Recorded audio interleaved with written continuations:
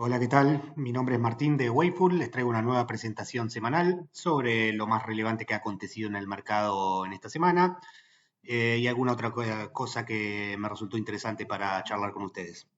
Arrancamos. ¿Qué vamos a tratar? Primero que nada, vamos a hacer, como siempre, un breve repaso semanal con las noticias más relevantes. Vamos a charlar de un posible conflicto Israel-Irán, que se habló muchísimo, particularmente ayer, sobre esto. Y derivado de esto también se me ocurrió hablar un poco del estado de la producción de petróleo en los Estados Unidos, que es algo que está empezando a dar que hablar y me parece que va a dar bastante que hablar en los próximos meses. Arrancamos. Primero que nada, esto ya lo habrán visto seguramente, se anunció un principio de acuerdo entre Estados Unidos y China. Nosotros escuchamos obviamente la versión de Estados Unidos sobre esto, las versiones de ambos lados son completamente dispares. Eh, Primero que nada, lo primero que vimos cuando Estados Unidos salió a anunciar esto es que afirmaron que China les iba a proveer de metales raros a cambio de visas para los estudiantes chinos, algo que desde ya para arrancar suena medio raro. Eh, Me tomé el trabajo de leer el South China Morning Post, uno de los tantos diarios del Partido Comunista Chino, y lo que ellos informan es que el acuerdo, entre comillas, consiste en la creación de un canal de comunicación y nada más que eso. Así que bueno, como siempre, en versiones muy dispares, por lo que vemos acá, Estados Unidos tiene muchas ganas de llegar a un acuerdo a corto plazo y parece que China está jugando un juego de más largo plazo. Me parece que a China le puede ir mucho mejor jugando con la desesperación de Estados Unidos si en algún momento esta apareciese. Em, ¿Qué quiero decir con esto? Estados Unidos obviamente tiene elecciones el año que viene y si el mercado está muy complicado para la época de las elecciones, tal vez Trump se vea forzado a llegar a un acuerdo que a él no le conviene. Me parece que China puede estar especulando un poquito con esto. Eh, Bueno, súper interesante. Diversos reportes señalan una posible escalada entre Israel e Irán. No les comento nada porque les voy a comentar sobre esto en la próxima filmina. Y del otro que vamos a hablar. Esto es un título que salió en el Financial Times. La producción de crudo de Estados Unidos caerá en el 2025, o sea, en este año, por primera vez en 10 años, si excluimos la pandemia. Bueno, una sola filmina sobre el conflicto Israel-Irán, simplemente porque no hay nada para mostrar. Acá les traigo un mapa de la región. Señalé los puntos que siempre se señalan como críticos, siempre que hay siempre cada tanto, todos los años suena a algún tipo de principio de conflicto entre algún país e Irán. Ya tengo de memoria cuáles son los puntos que se mencionan siempre. Y quise agregar en este caso antes de contarles todo esto, vuelvo al origen del conflicto, por qué Israel estaría por atacar a Irán.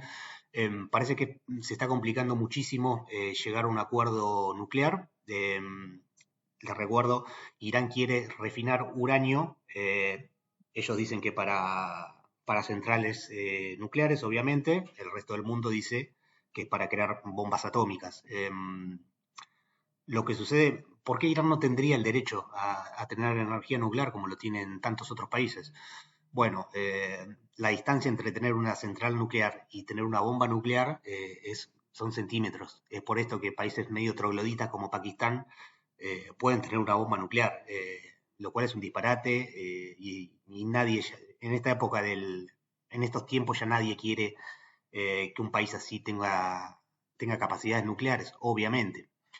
Em, Esta semana misma también la Agencia Internacional de Energía dijo que Irán se estaba pasando con el grado de enriquecimiento que le estaba dando el uranio.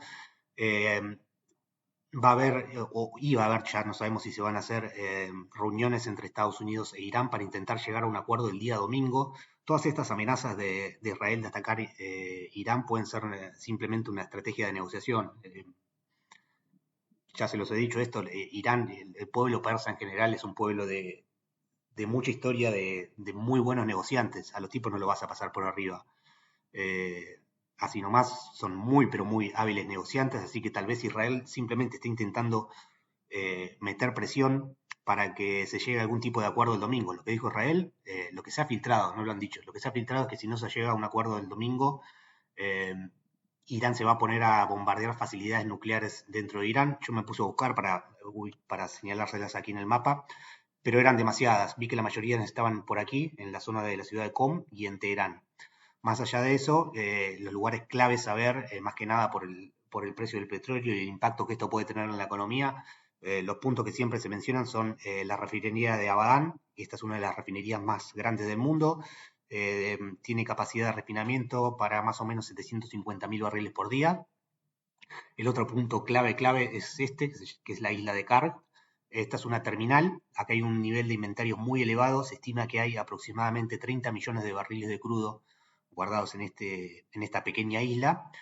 Y el punto clave por excelencia siempre en los conflictos petroleros es el estrecho de Hormuz, lo que se lo denomina la yugular del mundo. Por aquí corre más o menos el 40% del petróleo crudo del mundo, corre por este pequeño estrecho.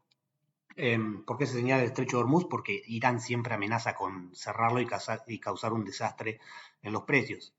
Eh, ¿Ha pasado alguna vez que se haya cerrado el estrecho de Hormuz? Sí, muy brevemente. Durante la guerra Irán-Irak, Irán minó el estrecho de Hormuz, un tanker americano que justo pasaba por ahí sin comerla ni beberla, se tragó una mina marítima, lo tuvieron que llevar escoltado hacia Estados Unidos. eh, y en ese momento Estados Unidos se metió y lanzó, bueno, no importa, lanzó una operación que se llamó Operación Mantis Religiosa, hicieron un desastre bárbaro y liberaron ese punto básicamente en 2 días, si mal no recuerdo. Cuestión que es un punto muy, pero muy sensible. El mundo no puede permitir que esto se cierre porque vas a tener una escalada brutal en los precios del petróleo. Eh, no solo sale crudo iraní por acá, sale mucho crudo saudí. Además, les recuerdo, Irán y Arabia Saudita tienen una relación pésima por motivos religiosos de sunitas y chiitas. Eh, Así que bueno, la opción nuclear, entre comillas, para Irán es siempre cerrar el estrecho de Hormuz. Yo no creo que esto suceda. Si esto llegase a suceder, que sería el escenario catástrofe, o no solo el estrecho de Hormuz, cualquiera de estas cosas que pase, vas a tener un spike importante en los precios del crudo. Si pasa cualquiera de estas cosas, o las tres juntas, vas a tener, por supuesto, una escalada muy fuerte en los precios del crudo. JP Morgan dijo que se podía ir a $120. Yo creo que podría ser bastante más si se golpea algo de esto. Pero cualquier spike de esos que suceda en el precio del petróleo son grandes puntos para vender, porque el precio del petróleo no puede ser nunca $140. Es un precio que es destructivo para el mundo. No podría funcionar nada básicamente en el mundo y además en esos precios todos los productores del mundo se van a poner a inundar el mercado, van a poder levantar pozos que hoy en día son antieconómicos por los precios del crudo. Eh, Así que aparecería una marea de crudo a esos precios que haría que cualquier spike sea de corto plazo. Siempre y cuando, por supuesto, no, esto sea algo corto y no sea un daño estructural a la infraestructura petrolera de Medio Oriente.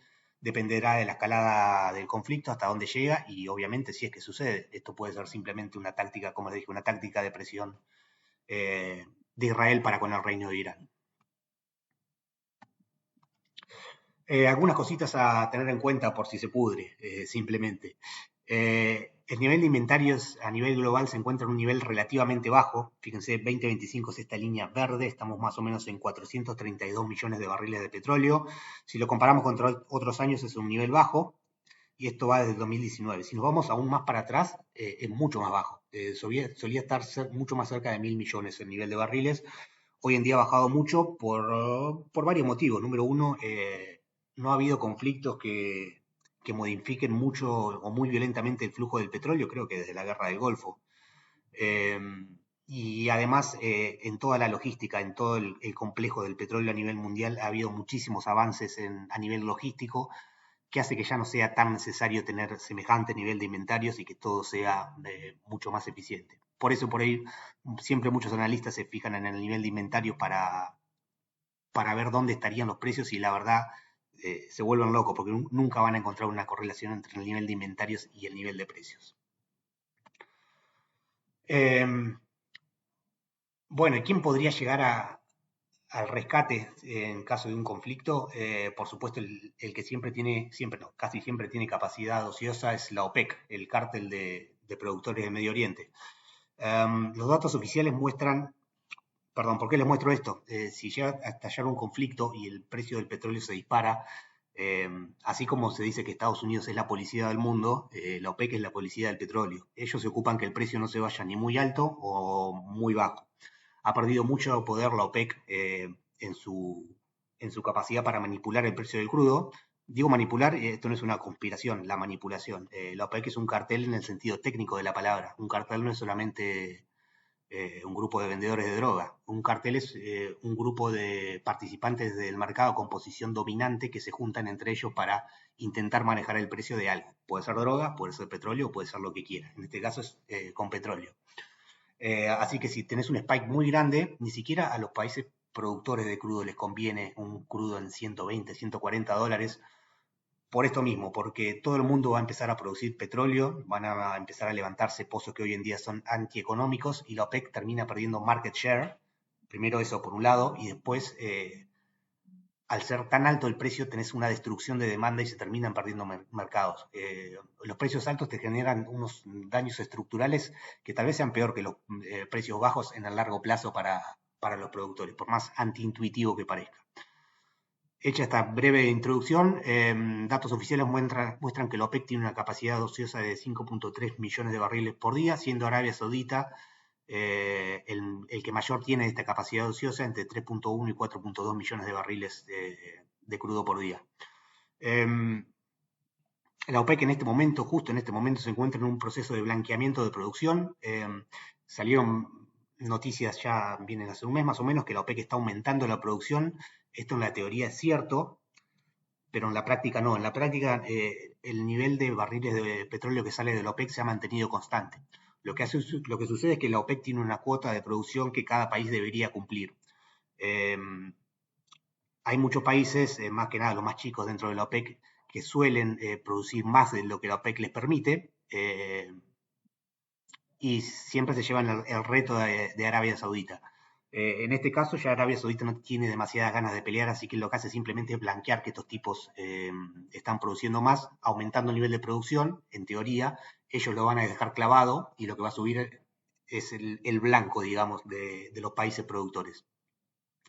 La vuelta o no de dicha capacidad ociosa, estos 5.3 millones de barriles de crudo por día, va a depender de múltiples factores, la mayoría de ellos políticos. Yo estimo que si empieza a estallar un conflicto, el primer teléfono que va a sonar va a ser el de Mohammed bin Salman, el príncipe de Arabia Saudita, lo va a llamar Donald Trump y le va a decir, che, loco, por favor, usame esos 5.3 millones de capacidad ociosa que tenés.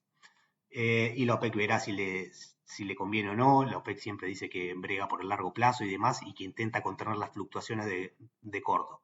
Así que en teoría, si llegase a suceder algo grave, yo creo que la OPEC va a ser responsable y va a responder. Está por verse, por supuesto, pero yo creo que lo hará. Así que, bueno, resumiendo, si esto se pudre, si esto termina mal, vas a tener un spike muy importante en el crudo, dependerá de dónde se golpee y la escalada y hacia dónde ve el mundo que va todo esto, pero si el spike es lo suficientemente pronunciado va a ser de muy, muy corto plazo por todo esto que les comenté. Y aproveché, ya que estábamos hablando un poquito de crudo, para hablar sobre la producción de petróleo en los Estados Unidos, que va a caer por primera vez, va a caer este año en 2025, por primera vez desde el 2016, si sacamos el COVID, que por motivos obvios cayó la producción, pero sacando eso, o sea, de manera orgánica, la producción de crudo de Estados Unidos viene creciendo sostenidamente desde el año 2016. Vamos a ver un poco qué implicancias puede tener esto. Acá les traigo un super gráfico que me llevó un rato hacer, espero que lo sepan apreciar. Acá tenemos en blanco la producción de petróleo de los Estados Unidos, en amarillo el precio del WTI, del petróleo crudo WTI, y en azul el rig count, la cantidad de pozos petroleros que hay en Estados Unidos. Y les voy a comentar un par de cositas de este gráfico que va para que lo está viendo desde el año 1998. Vamos a seguir, vamos a empezar siguiendo el precio del petróleo. Acá vemos cómo empieza a subir a principios de los 2000. Esto se da con un boom de mercados emergentes. Acá subieron todos los commodities, fue una época de oro para todos los mercados emergentes y demás. Acá vemos que como con una escapada muy, pero muy fuerte del precio, Estados Unidos, que en ese momento producía, aquí lo vemos, muy poquitos barriles de petróleo, muy poquitos entre comillas, eh, producía más o menos unos 6,5 millones de barriles por día, aproximadamente. Sí, 6 millones de barriles de petróleo por día. Se empieza a aumentar el número de pozos petroleros, fíjense cómo a medida que salta el precio del crudo, salta el número de pozos de petróleo, pero fíjense cómo la producción se queda chata o incluso cae. ¿Qué significa esto? ¿Por qué vos tenés más pozos y producís menos? Porque los pozos que estás produciendo son antieconómicos. Estás levantando pozos, como les comenté anteriormente, simplemente porque el precio te permite sacar unas migajas del suelo, pero tus break-even son muy altos. Aquí, por ejemplo, que tenés el precio del crudo en $120, por acá estaba sacando crudo a Estados Unidos que capaz que les costaba $100 sacar de abajo de la tierra. Obviamente cuando el precio cae, que fue lo que sucedió con la crisis financiera, que lo vemos en el 2008, todos estos pozos antieconómicos, vemos cómo se hunde la línea azul. Acá tenés una fundición tremenda de productores y como vemos de vuelta, acá tenés el dip grande en la producción. ¿Por qué? Bueno, post 2008 obviamente los precios empiezan a rebotar. ¿Y por qué tenés este spike tan impresionante, no solo en el número de pozos, sino a partir de aquí, del 2012, en el número de producción de Estados Unidos? Bueno, acá aparece la tecnología de shale. Siempre se supo que Estados Unidos tenía un buen nivel de reservas de crudo, pero nunca había estado la tecnología necesaria para sacarlo de abajo de la tierra. Acá aparece la revolución del shale, que realmente cambió al mundo, muy probablemente sea el invento más importante, más transformador del siglo XX, el shale. Fíjense cómo levanta la producción, se duplica más o menos la producción de Estados Unidos con un aumento bastante moderado del número de pozos, si tenemos en cuenta esta subida anterior. Bueno, ¿qué sucede? Aquí, fíjense qué interesante, vemos cómo se hunde el precio del petróleo. ¿Qué sucedió acá? Lo que sucedió acá es que la OPEC y Arabia Saudita en particular vieron cómo estaban perdiendo market share, o sea, sí, estaban perdiendo market share contra los Estados Unidos, o sea, el crudo americano le estaba empezando a quitar mercados. Entonces, ¿cuál fue la estrategia de la OPEC y por qué la OPEC en general y Arabia Saudita en particular tienen tanto, pero tanto poder en el mercado del petróleo? ¿Cuál es el diferencial de Arabia Saudita?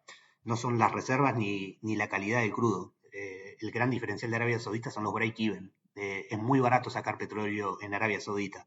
Es un crudo muy, pero muy liviano, de altísima calidad, que está muy cerquita del nivel del suelo. En vos haces un pozo y sale prácticamente nafta. Y, en Canadá, por ejemplo, o en Venezuela, lo que sacás es un barro espantoso. Acá en Arabia Saudita vos sacás, tenés muchos tipos de crudo, pero el más importante, el crudo liviano saudí, es de altísima calidad, muy sencillo de sacar. Y en su momento, cuando hizo esto Arabia Saudita, que se puso a aumentar fuertísimo la producción, tenía los break-evens en $10.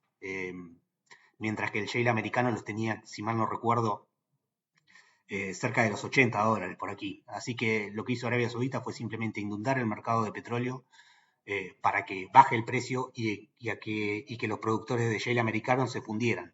Y acá se ve claramente, esta fue una tragedia para el shale americano, cómo desciende prácticamente de forma vertical y sin pausa el número de pozos.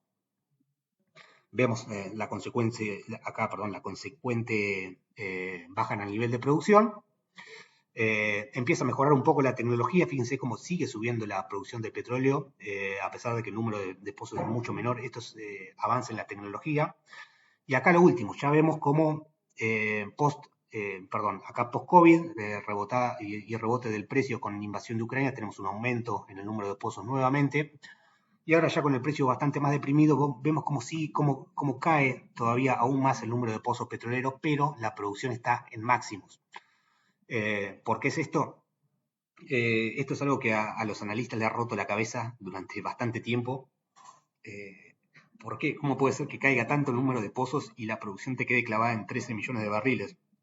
Bueno, la verdad que lo que ha sucedido es muy sencillo. Ha mejorado muchísimo la tecnología del shale y ahora los famosos pozos horizontales son muchísimo más largos y muchísimo más eficientes que lo que eran hace 10 o 15 años. Es por esto que se pudo mantener durante un muy buen tiempo un número de pozos bajos y un nivel de producción altísimo. Lo que yo pensaba era que la producción de Estados Unidos iba a ser peak en el año 2024. Esto lamentablemente no sucedió. Me la comí. Estos son trades muy largos, pero parece que finalmente sí se está haciendo pico en 2025 y todo indica que sin un salto tecnológico muy, pero muy impresionante, que por ahora no se ve, o un salto en los precios del crudo también muy impresionante, la producción de petróleo de los Estados Unidos está condenada a caer, no verticalmente, pero sí vamos a ver un ritmo, un ritmo muy interesante en la caída de petróleo hasta que, por supuesto, llega a cero. Ya vamos a ver por qué es esto. Por esto mismo, la sostenibilidad de la producción de crudo americano. Estados Unidos es el productor número uno del mundo, con 13 millones de barriles por día.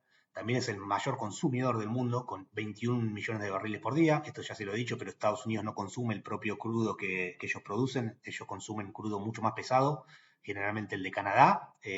Consumían el de Venezuela también, y también consumían mucho ultrapesado saudí que también tienen.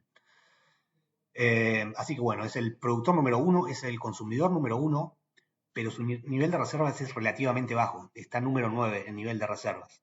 Así que esto no es para nada sostenible, por esto se pensaba que iba a hacer peak el año pasado la producción, finalmente lo está haciendo este año. Y al ritmo al cual Estados Unidos está sacando petróleo, las reservas se le acabarían en solamente 15 años. Esto es un plazo muy, pero muy acelerado para los tiempos del mundo.